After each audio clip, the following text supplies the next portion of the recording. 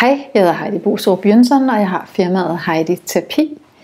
I dag vil jeg lave en meditation på lydene, så nu kan du vælge, om du vil ligge ned, eller om du vil sidde på en stol, eller om du vil sidde på gulvet på en pude, ligesom mig. Godt, men sæt dig godt til rette i en behagelig stilling med en fornemmelse af værdighed, uden at være anspændt.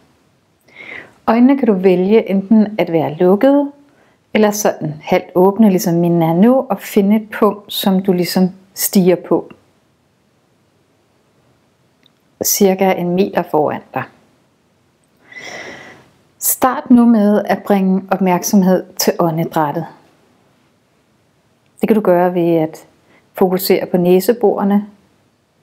Du kan mærke, at i indåndingen føles det måske en anelse koldere, og i udåndingen føles luften en anelse varmere. Du kan også fokusere på brystkassen, der hæver og sænker sig i takt med åndedrættet, eller på den nederste del af maven, som ligeledes hæver og sænker sig i takt med indånding og udånding. Følg nu indånding og udånding fra øjeblik til øjeblik, som en måde du kan være til stede i nuet, her og nu, ved blot at følge vejrtrækningen.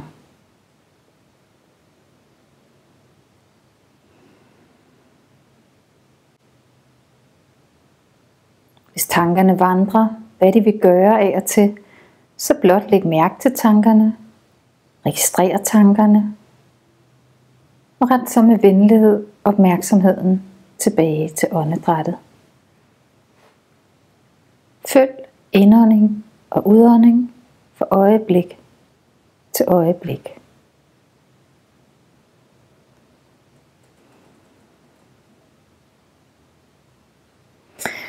Flyt nu opmærksomheden fra åndedrættet til lydene. Du behøver ikke at søge efter lydene eller lytte særligt efter lydene, men blot som en mikrofon. Vær åben over for de lyde, der allerede er. Det kan være lyde, der kommer inden fra dig selv. Lyde, der kommer ud fra rummet af. Lyde, der kommer udefra eller ovenfra.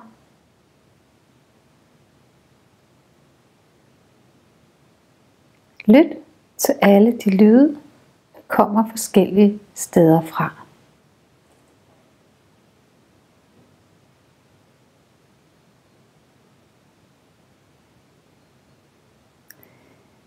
Igen, når vi lytter til lydene, så vil vi indimellem opdage, at vores tanker er vandret.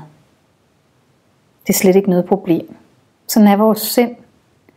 Vi lægger mærke til, at det sker, og så med venlighed vender vi tilbage til lydene. Også selvom det sker 10 gange eller 100 gange, så er opgaven igen og igen at rette opmærksomheden tilbage til lydene.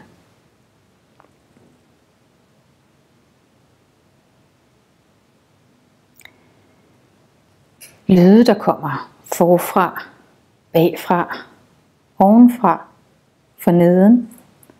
Lyde, der kommer fra dig selv.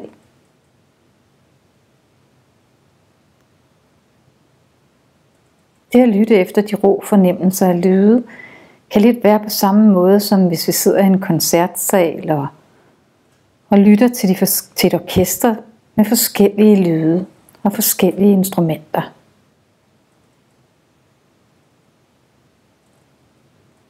Hvert instrument frembringer forskellige toner. Vi lytter til lydenes musik. Høje toner, lave toner, dybe toner, toner der stiger i intensitet, og toner som falder i intensitet.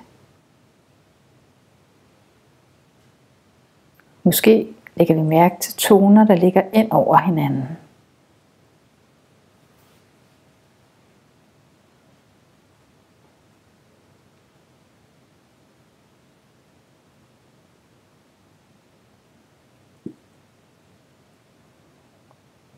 Igen vil du måske lægge mærke til, at der er lyde, der bliver ved med at være der, så er der lyde, der kommer og går. Der er lyde, der kommer fra dig selv, og der er lyde, der kommer fra rummet. Der er lyde, der kommer udefra. Ofte kan vi høre mange lyde eller toner på samme tid. Vi kan have en tendens til at sætte etikette på lydene. For eksempel, det var en bil, eller et tog, eller vinden. Prøv at se, om det er muligt at undgå at sætte etiketter på, men blot hør lydene som toner.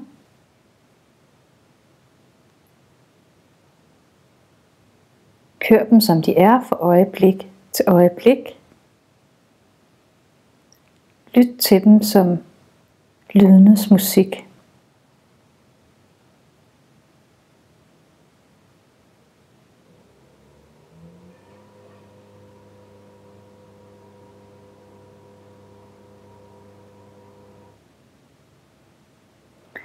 Flyt nu opmærksomheden fra lydene, og lad i stedet for tankerne indtage scenen. På samme måde som du var opmærksom på lydene, og registrerede, hvordan de tog til i styrke og var der for en tid, og så forsvandt de igen, så kan du måske prøve at lade opmærksomheden registrere hver tanke, der dukker op.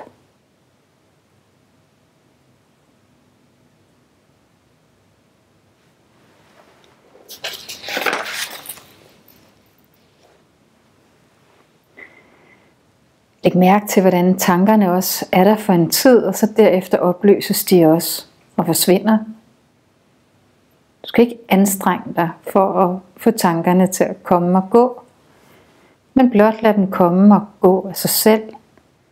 Lidt ligesom skyer på himlen, der er der, så forsvinder de videre.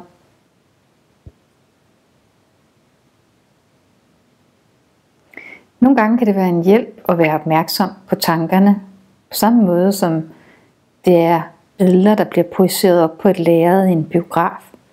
Du sidder måske og ser på lærredet og ser forskellige ting, der bliver projiceret op. Måske kan du tænke det som tanker, der kommer og går.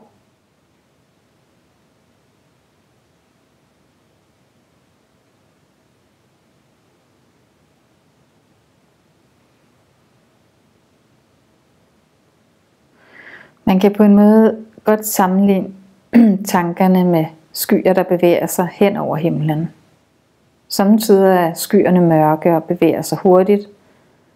Andre gange så er de luftige. Nogle gange er de stille. Nogle gange bevæger de sig.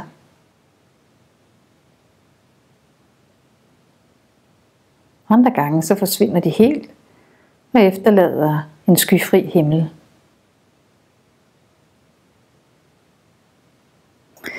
Hvis der er tanker, som bliver ledsaget af intense følelser eller emotioner eller behag eller ubehag, så forsøg efter bedste evne at registrere de emotioner og den intensitet, og lad dem så være, som de er. Hvis du på et tidspunkt føler, at det er blevet svært for dig at holde koncentrationen, eller du ikke kan holde på tankerne, så kan du altid vende tilbage til åndedrættet og bruge åndedrættet som en måde at komme til stede i dig selv igen og flytte opmærksomhed ved blot at følge vejrtrækningen i indånding og udånding. Og igen, hvis tankerne eller følelserne bliver for overvældet, så prøv at se, om du blot kan vende tilbage til indånding og udånding.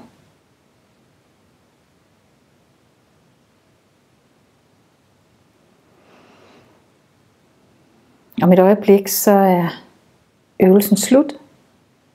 Du kan langsomt begynde at bevæge dig. Kom til et sted i rummet. Kig op. Kig ud. Og vend tilbage til dagligdagens gøremål.